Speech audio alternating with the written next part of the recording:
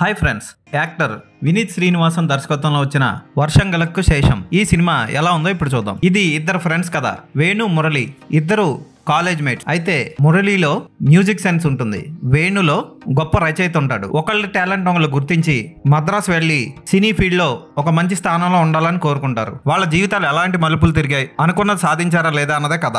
అయితే ఇద్దరు స్నేహితులైనా సరే అదృష్టం ఒకళ్ళ తలుపు ముందు తడుతుంది. రెండో వాడు ప్రయత్నాలు చేస్తూనే ఓడిపోయాడు అనుకుంటాడు. కానీ స్నేహం అనేది ఎంత గొప్పదో ఈ సినిమా చూస్తే తెలుస్తుంది. ఒక స్నేహితుడి కోసం ఇంకొక స్నేహితుడు ఏం చేశాడు, ఆ స్నేహితుడు తిరిగి ఈ స్నేహితుడి మంచి కోసం ఏం చేశాడు అన్నది దర్శకుడు చక్కగా చూపించాడు. ఇక మురళి పాత్రలో ప్రణవ్ మోహన్ లాల్ చాలా బాగా చేశాడని చెప్పొచ్చు. అతని మేకప్ టూ మచ్ హెయిర్ తో కొంచెం చికాగ్గా అనిపించిన అతని ఎక్స్ప్రెషన్స్ చాలా బాగున్నాయి. ఇక వేణు పాత్రలో ధ్యాన్ శ్రీనివాసన్ చాలా అద్భుతంగా చేశాడు. అతని ఎక్స్ప్రెషన్స్, హావభావాలు, డైరెక్టర్ గా అతను చూపించిన ప్రతిభ అద్భుతంగా ఉంటుంది ఈ సినిమాలో. నివిన్ పాలి పాత్ర కథను మొత్తం మలుపు తిప్పే సూపర్ స్టార్ పాత్ర. ఇది కూడా హైలైట్ గా ఉంటుంది ఈ సినిమాలో. అలాగే అర్జు వర్గీస్ ఈ సినిమాలో 2 పాత్రలు పోషించాడు. 2 కూడా చాలా బాగా పోషించాడు. చాలా రోజుల తర్వాత అజు వర్గీస్ ఏడుపుగొట్టు మొహంతో కాకుండా ఫస్ట్ టైం కామెడీ టైమింగ్ తో అదరగొట్టాడు ఈ సినిమాలో. ఇక basil Joseph assistant director Pradeep పాత్రలో చాలా బాగా చేశాడు. యానీ పాత్రలో కళ్యాణి ప్రియదర్శిని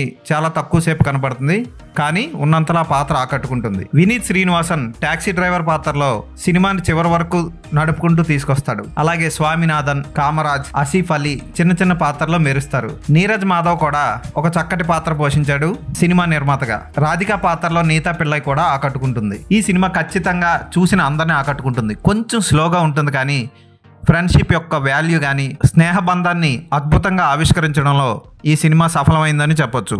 ఆర్ట్ డైరెక్షన్ అదిరిపోతుంది. హీరోలిద్దరూ ఉండే లాడ్జ్ కానీ, ఏవిఎం స్టూడియోస్ ని ఏఎంవి స్టూడియోస్ అని మార్చి చూపించిన విధానం కానీ, జ్ఞాపకం మీద వచ్చిన పాట కానీ చాలా బాగుండి ఆకట్టుకుంటాయి. బ్యాక్గ్రౌండ్ మ్యూజిక్ ఈ సినిమాకి ప్లస్ పాయింట్. ఫోటోగ్రఫీ చాలా బాగుంటుంది. ఈ సినిమాలో స్నేహితులిద్దరి జీవితాన్ని ఓల్డ్ ఏజ్ వరకు చూపిస్తాడు దర్శకుడు.